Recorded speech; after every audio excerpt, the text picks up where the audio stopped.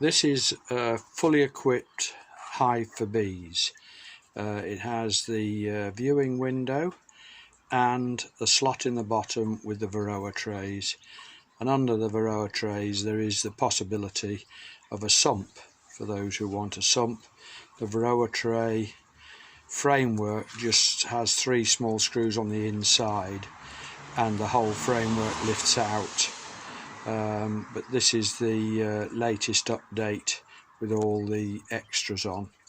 The inside, a Terry's clip to hold it, and then inside you have the small cover boards, because it's easier then to manipulate the hive as you want.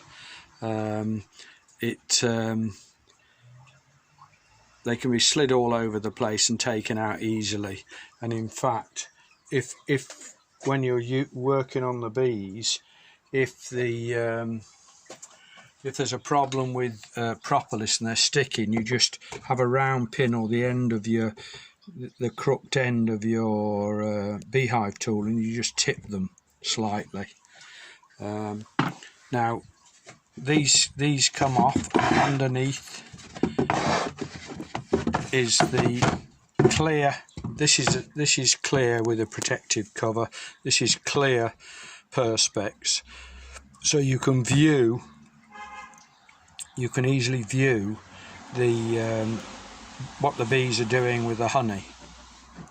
Now if you're not going to have supers on, then you can just put the perspex cover on directly on top of the main body of the hive.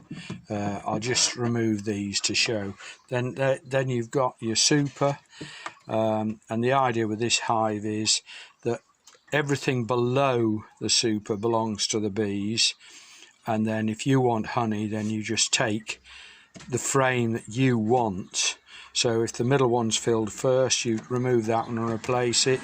That way you don't really have to get a face full of bees. The whole idea for this is for people that don't want to lift a lot, and also don't want a face full of bees every time so they can come and check. You can come and check the bees whether they've got, if they're working in the super, and then you can come down here and remove these brass screws. Oops. Unfortunately I'm having to work inside because the weather's so bad. Yeah, and then you can remove this board,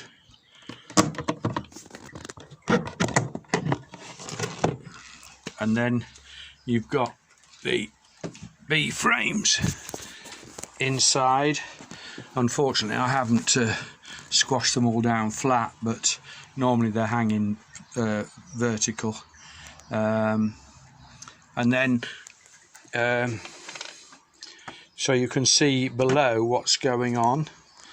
And then below that is the Varroa floor.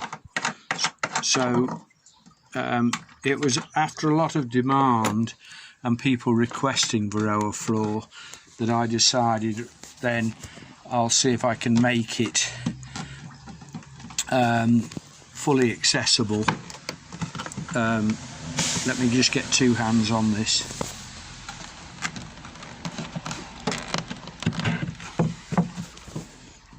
That's right, and then this comes out. This rail above is to keep the water out, so it drips over the top of the chamfer on this bottom panel. Then inside here you have the 2 Varroa floors. Now the right hand one is larger. As you can see, the dividing board is here, and the glass is flush with the inside of the wood, so the divider board there, the bees shouldn't be able to get through. And the idea is you have a main colony, and really from experience a main colony will take up the whole hive. But if you did want 2 nukes or a mainish colony and a nuke, you've got 13 frames that side and 11 that way to make the 24. And this is the Varroa sliders. They just pop in there like that, and then there's a smaller one this side under the 11 frames, and then you just pop this back on.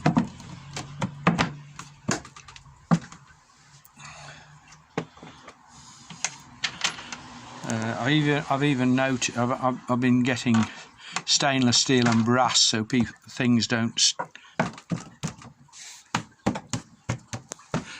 people don't have problems getting the nuts off, because when I used butterfly nuts they were rusting on. Well, at least with brass there's not that possibility. And then this one goes on, this panel goes on here, sits on like that. I seem to have lost a washer. That was clever.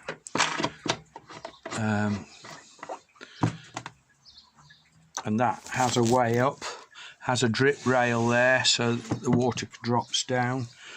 This drip rail here, so the water drops down. This little panel here has a sharp drip rail so the water drips on the outside of that slope, trying to keep them as dry as we can.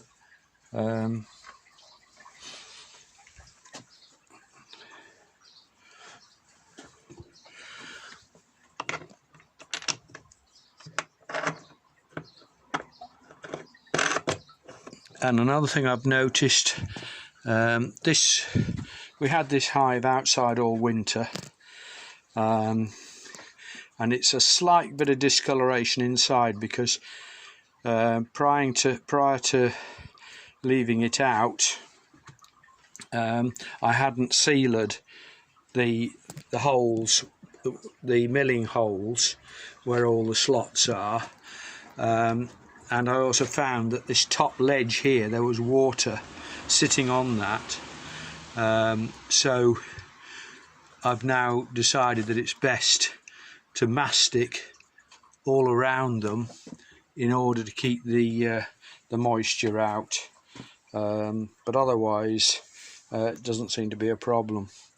Now on the inside, we'll continue to go down this side, and I can explain how that works.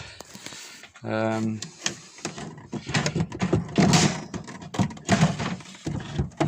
lifts out. It's all right one-handed when it's empty, but I should imagine that when it's full, I don't think I'll be doing that one-handed. But the whole idea is that there's no big items. And then if you have the bees, I prefer wire excluders, but you can't get them for WBC. I prefer to have it so that everything's easy to lift. Now, get those straight this time. That's better. So they can be seen below. And then here, again, if you haven't got the queen excluder on, then you can just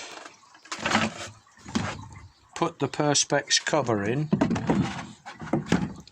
have your perspex cover, and then you can see what's going on in the colony, and then you decide whether you have the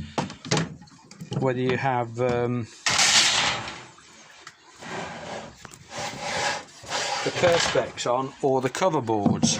But what I do say is that bees like it dark, so when you've had your inspection or viewing, then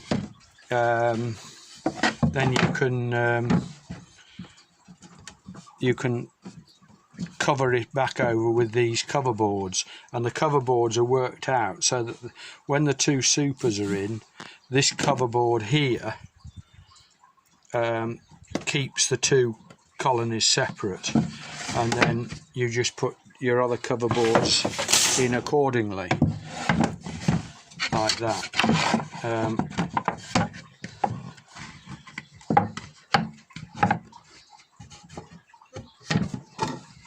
And because that's a divider board, that works on like that.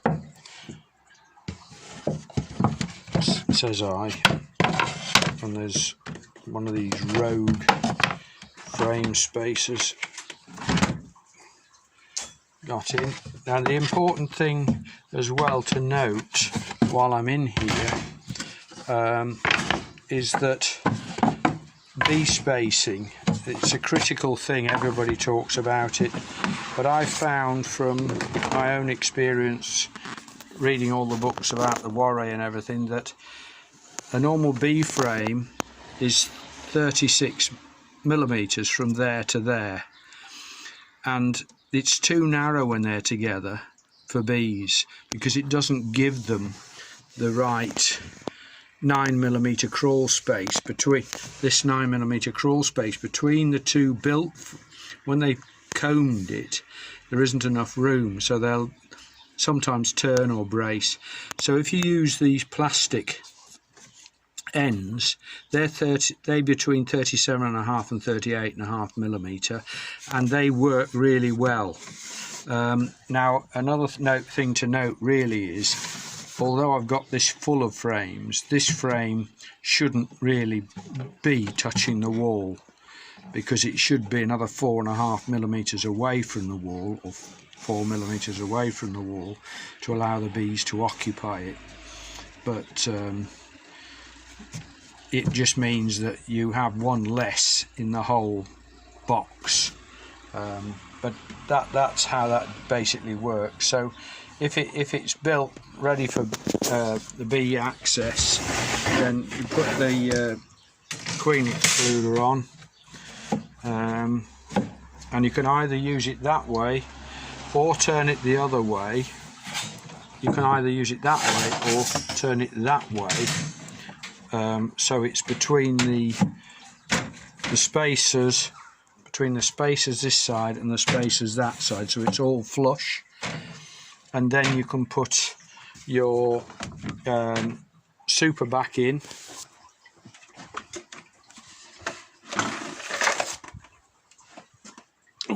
it's a bit heavy for that hand.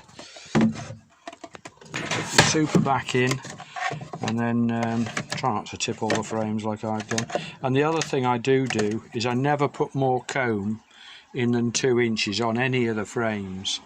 Then if you want to eat honey complete comb, then you can cut it out from below that. But I tend not to take honey at the best of times. I just leave it for them, because it is basically, they are pollinators. They're not there for us to rob the honey, but that's a debatable thing. And it's the same with the main frames. They're the same. They only have a 2-inch starter. So we'll put that back on there, and then this way, using this system, if you want to keep the supers in here and you've got your boards down below, it's just a case of lift the supers out, and then just keep your eye on the bees that way. And then this board here is basically to keep the 2 colonies separate. That there is the divider board on the edge of that frame and this frame, and that goes in.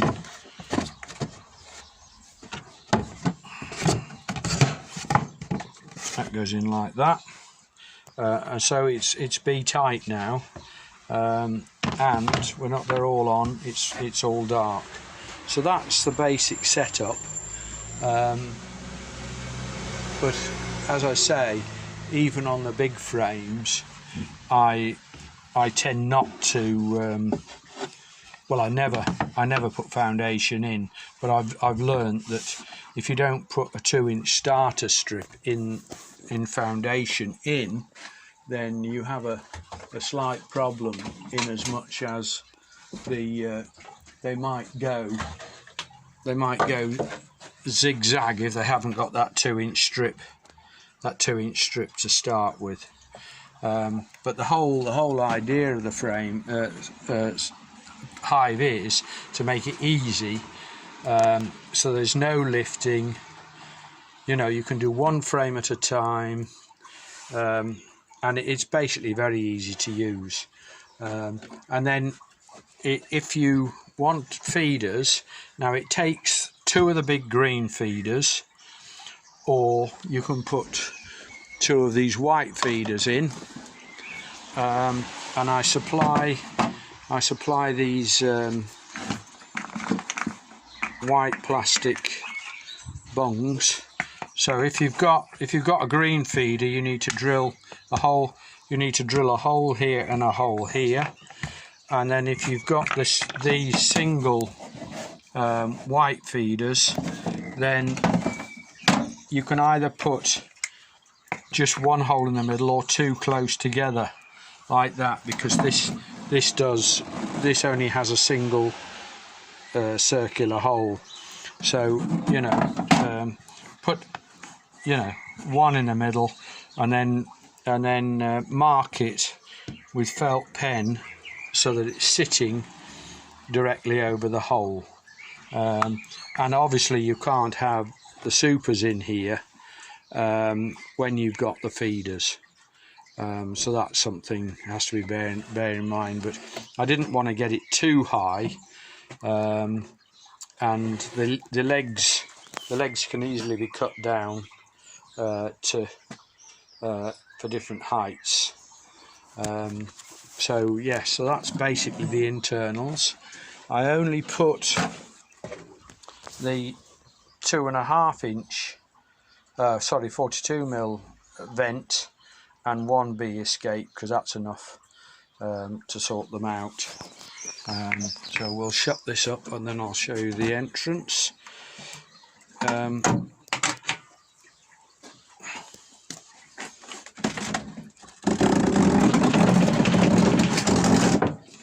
Right, so around the front here we've got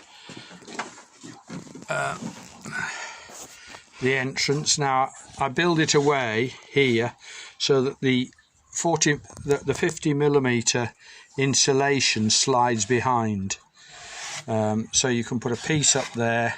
Well, you basically slide it up from the bottom, cut a slot 3 inches wide, and I think it's 8 inches deep, and then the polystyrene just slides up behind and locates behind here, and then yeah, so these screws here are to counteract the load of the gas struts, otherwise it has a tendency to try and push the front of the hive off. So anyway, so yeah, so you get the landing. It's a deep hole for the bees, but you get the landing board, and then you've got the various places to put it. Yes, so that's basically it. And as I say, the legs are drilled, the supports are drilled for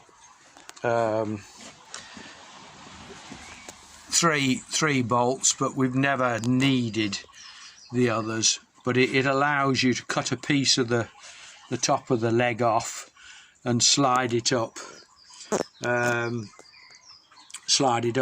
These legs are fully tannalized, so they're fully treated. They're the only thing on the hive that's treated, and that's they're painted. Well, I paint them, but the hive comes unpainted, but at the moment I've just been painting them for different customers. So yeah, so that's basically the hive for bees. Unfortunately, we're not outside in the sunshine, but yeah, I hope you like what I've created. Thank you.